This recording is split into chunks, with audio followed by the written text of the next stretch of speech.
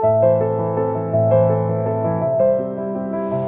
Dr. Ruby, welcome to the 46th RSSDI. So ma'am, a lot of international as well as national guidelines like the Indian guidelines, they promote lifestyle modification for prevention as well as treatment for diabetes and other non-communicable diseases like hypertension and cholesterol and stroke and all. So ma'am, what's your take on that?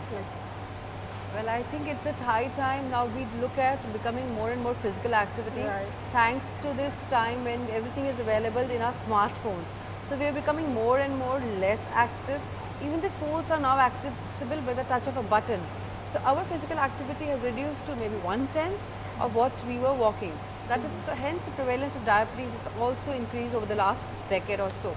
So we have to look back at what are the changes which have happened in last couple of decades. What are the major changes in terms of our lifestyle? So when we say lifestyle, it's a triad. It is diet, it is exercise, and also a good sleep or a de-stress activity.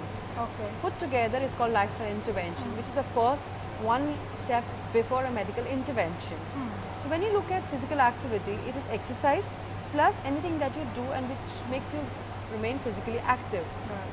Even the Asian guidelines say that a minimum of 60 minutes, which could be a complete 60 minutes of walking or any form of exercise, a combination of aerobic or anaerobic, which is simply a aerobic activity plus weight training completely, or a break into 10 minutes of activity can also has a lot of advantages to reduce your blood sugar levels, fasting, postprandial, even HbA1c. Right. Yes, so yes, lifestyle modification does play a huge role.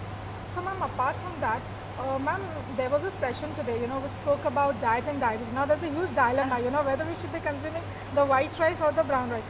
Like the country's leading dietitians also, some of them advocate saying that, yes, white rice is still good because we've been eating it since ages. So ma'am, what's your take on that? It's time to break the myths about the rice. Right. Basically, for us, rice is a food, but from a nutritionist or a dietetics perspective, rice is a nutrient which is full of carbohydrate.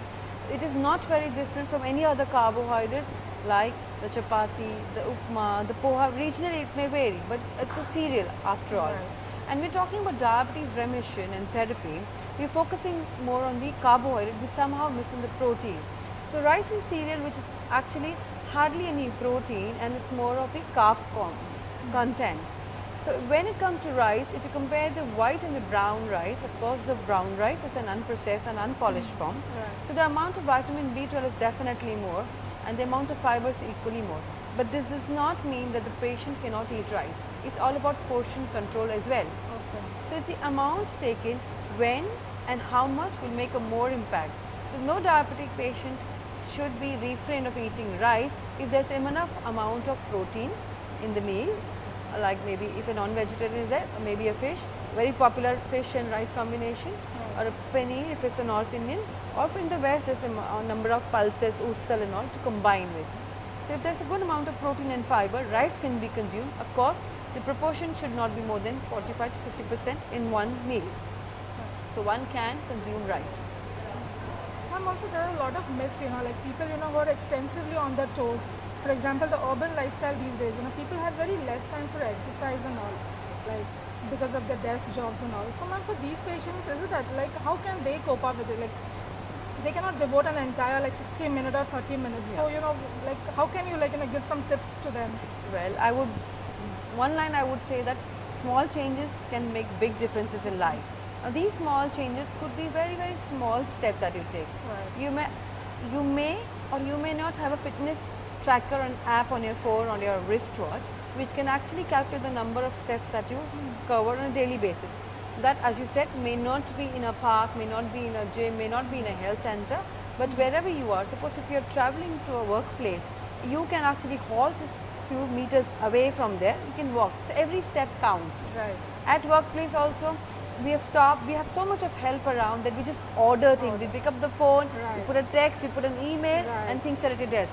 If we become a little more active and become less dependent on others, maybe become more, more active.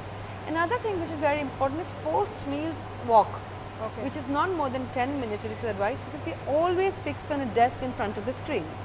So if we spend 10 minutes walking post-lunch or post-dinner, it will really, really be very, very helpful.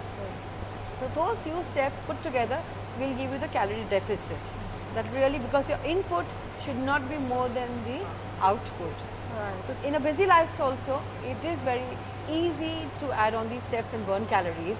And on the desk, if you do some simple exercises, weight bearing exercises, maybe a bottle of water, and you're doing stretching and exercising, that is a kind of a workout which you're doing at your desk.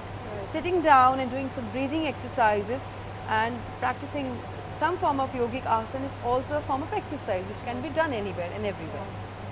So thank you so much, ma'am, for your valuable insights and guidance. I'm sure the viewers are going to like this. Yeah.